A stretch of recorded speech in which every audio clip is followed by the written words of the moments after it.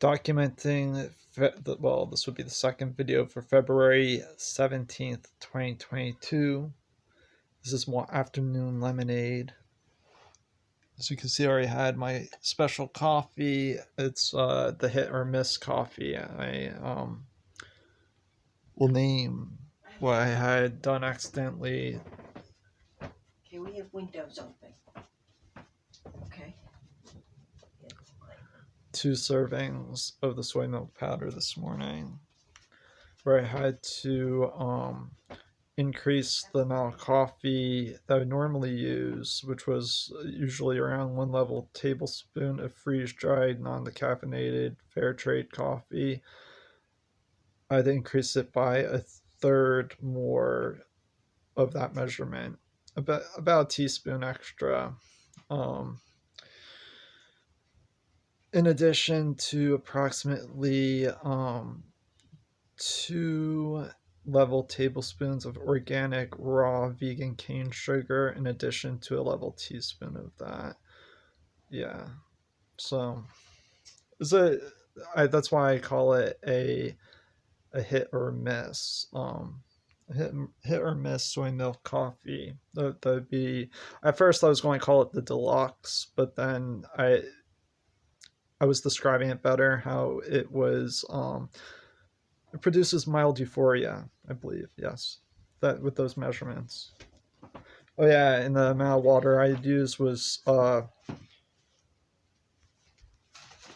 see how much water is remaining in that 16.9 fluid ounce bottle of filtered spring water. There's about a third left, so you subtract 1/3 of a 16.9 fluid ounce bottle of filtered spring water, and the amount that's missing was the amount that I used in this volume of approximately a 8 fluid ounce glass. Maybe it's a 13 or a 10 point something fluid ounce glass, with the measurements that I had described for the soy milk. And the soy milk powder, the non-decaffeinated freeze-dried fair trade organic coffee, and the organic vegan cane sugar. The amount of water that is missing from that 16.9 fluid ounce bottle of filtered spring water, it does make a difference. And some things are interesting like that. I still feel a bit of a like a, how would I say, where it filled in the gaps. But yeah, kind of like a fix in a way. And this helps too. 2 hours later or so.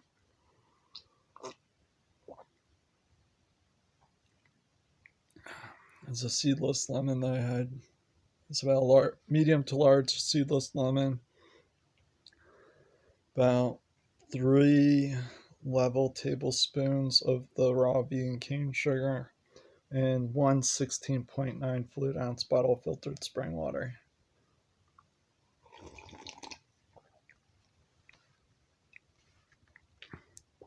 That's nice. That's nice, yeah.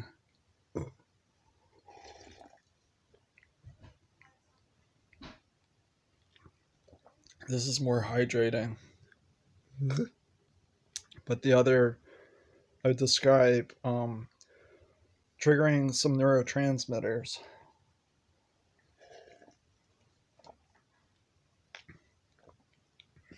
You know, normally people, you used to associate more often where you'd see people smoking a cigarette while drinking their coffee and eating like a one of my homemade vegan, in my case, apple turnovers. But they'd eat like an apple turnover, smoke a cigarette, and drink their coffee.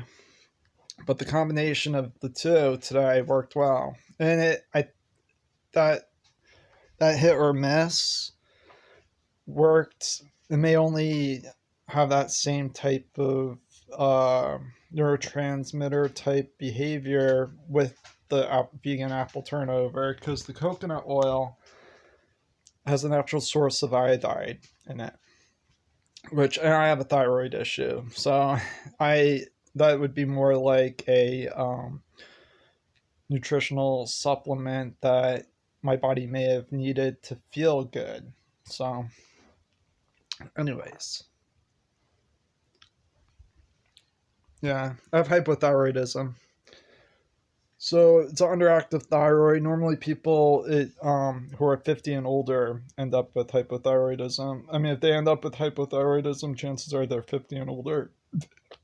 I was diagnosed with it when I was 18.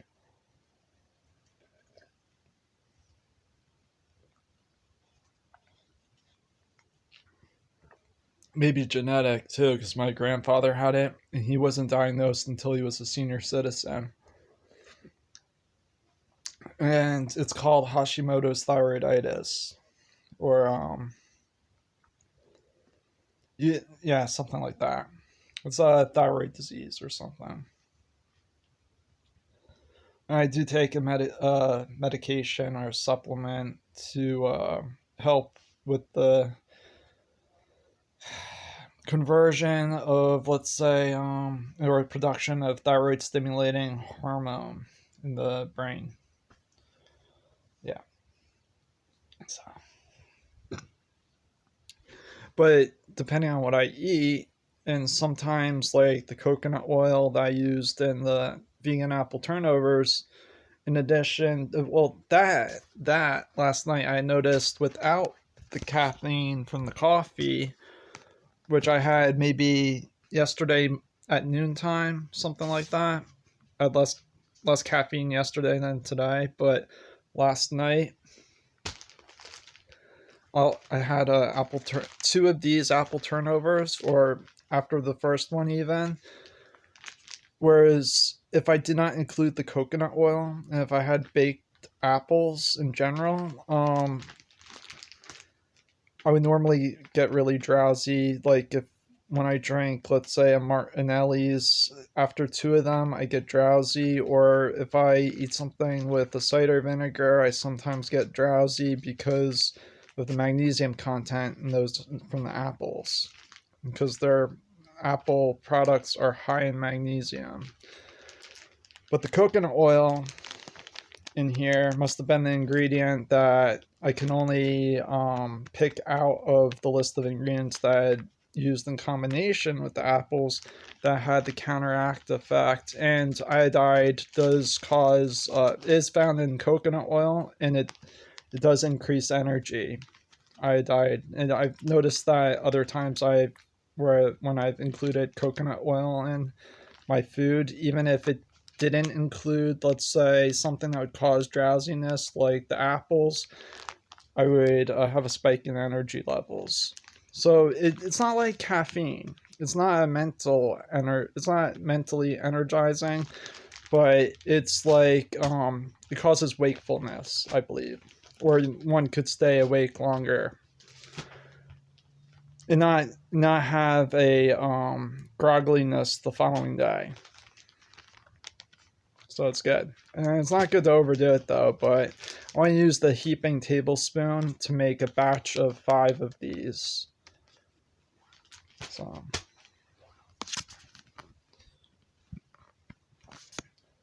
anyways, that's how I eat.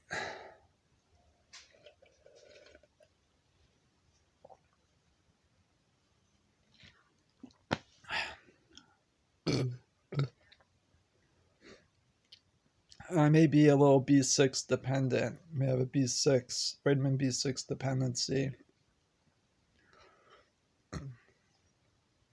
And sometimes I do need to, I do benefit when I, consume, let's say, the acai goji berry concoction drink that I make, because the extra amino acids in there, that it may have a higher level of a certain amino acid that I sometimes over time become depleted in. Once I replenish I notice that it's it fills in some of the blank. Just like but with the coffee, what I'm calling with the help of my mother helping me come up with that terminology, it's called a hit or miss.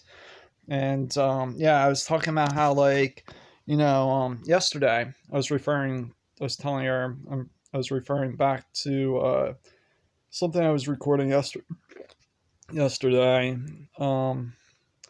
where, sometimes mistakes aren't necessarily, they turn out to be not really a mistake, where it's actually beneficial, that the mistake ended up turning out to be something highly beneficial, in some ways. Where one would think it would be a mistake, sometimes it turns out to be a good thing. So, just like the brown sauce I made from, well, what I later named beefless tofu. It was a beefless tofu type of recipe I made, and a beefless broth that I had made. And I was always wanting to figure out how to do that. And I knew that there's usually onion powder in a beefless broth, or a like a bouillon, but I didn't want to have to use something that was already like a manufactured bouillon. I wanted to learn how to make it on my own in the past, but I knew that usually they use like onion powder in there, where I had used a shallot. But then the other trick was I reduced the amount of ginger powder with a subtraction of 2 level tablespoons, which normally you'd use a total of 3 level tablespoons, resulting in only using 1 level tablespoon of ginger powder. With that adjustment, that was part of the that was in order to make that brown sauce, like the way I would describe identifiably as a beefless, or hard to identify as beefless brown sauce, for like marinating a tofu or something. Another adjustment to that was a where normally I use 2 level tablespoons of balsamic in my recipes, I was increasing it by an extra 1 level teaspoon worth, in addition to those 2 level tablespoons I would normally use of balsamic in the recipe. So just those small adjustments, it matters. It's kind of like audio engineering, and it really does dramatically change it. Where the day after I made it the first time around, um, I was out of shallots, even though I made it twice within the same day. I made a second portion of the beefless broth twice. The second time was for the tofu for myself that following night with a half a block of tofu, whereas, you know a few hours beforehand I made it for the seitan, or the vital wheat gluten, that I shared with my one of my sisters and my mother that same day. Whereas later I made it for the other half a block of tofu that I had left over in the fridge. Second time around, I had made the beefless broth again. Like, it was identical to the first recipe. So that's how I, learned how to do that accurately after making the mistake the first time, or just running into that. Whereas actually trying to make a ginger teriyaki at first, even though I know how to do that, if I had increased the level of ginger to the usual 3 level tablespoons and excluded the shallot, and maybe reduced the balsamic by 1 level teaspoon,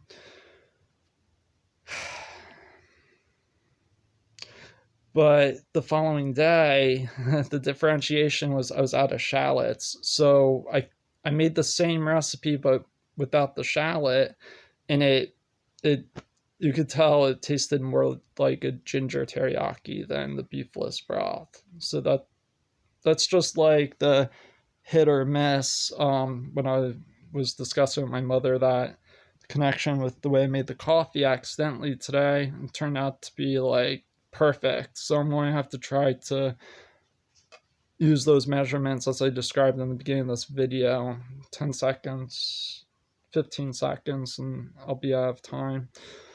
So I may do another recording later, but I like that title, hit or miss.